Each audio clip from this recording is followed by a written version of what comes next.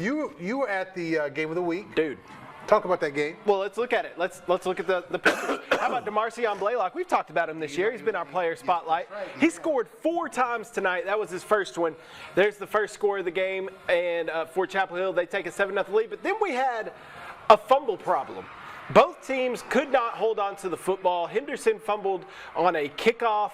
Chapel Hill fumbling right here. Almost a touchdown for the Lions, but not quite. Then how about the deep ball? Vince Howard goes deep. And that's a touchdown there for Henderson. Then Malik G picked off right here by Lamarian Coleman. Is he related to you? He didn't have the E in the name, so no. He's going to go to pick all the way, almost, but he's about to get tackled, but he pitches the ball back to Eric Garza. That's a great play. And Garza finishes off the pick six, a dual pick six right there.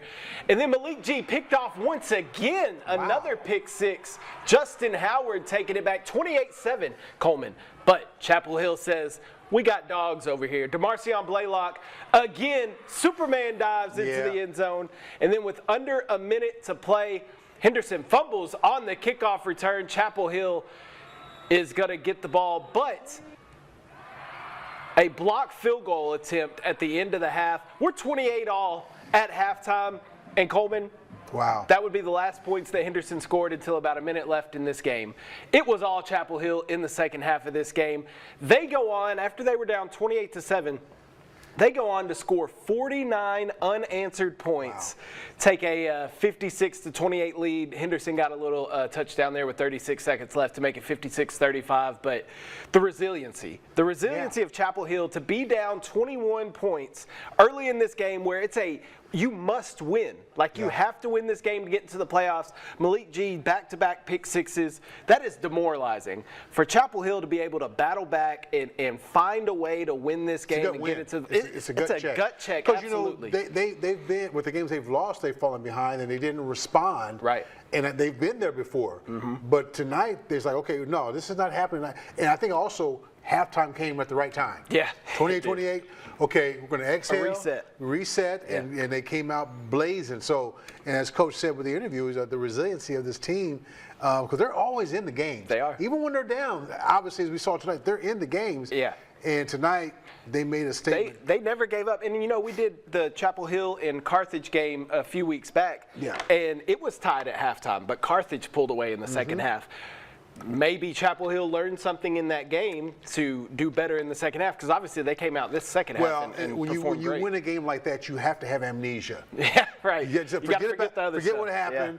Now, when they break the game film down tomorrow or Monday, you know, coach is going to point that out. Hey guys, we can't afford to do this now because there's no game for us the following week. Well, and that's what I was going to say too. Think about the momentum that this builds heading into the playoffs. This is the last game that Chapel Hill will play before the playoffs. So think about the how different this could have went, right? Yes. Henderson could have pulled away from that one and blown Chapel Hill out of the water, but they fought back. Chapel Hill got a win. Now they go into they have next week off to heal, reset, and then they go into the playoffs off a big win. So this is a huge win for Coach Reardon and the Chapel Hill Bulldogs. And let's give kudos to Meeks and what he's doing with this program. Absolutely.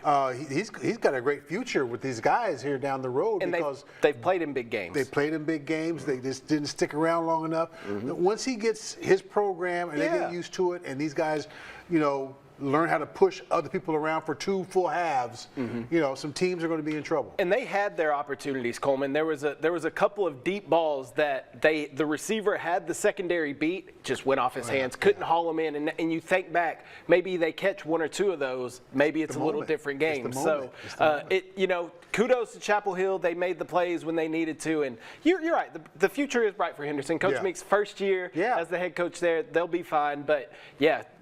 Big win for Chapel Hill. The crowd. Tell me about the crowd real quick before we go to more highlights. You've been to Chapel Hill. Yes. All lined around the fence. Wow. Senior night there, it was lined around the fence. And nobody left, Coleman. That's, you know, 28-7. Yeah. People, well, it's cold out here. It's very cold. It was cold out there. Let me go ahead and get in the car. Nobody left. Everybody stayed, cheered on their Bulldogs, and it came away with a victory. Crowd was nice. Well,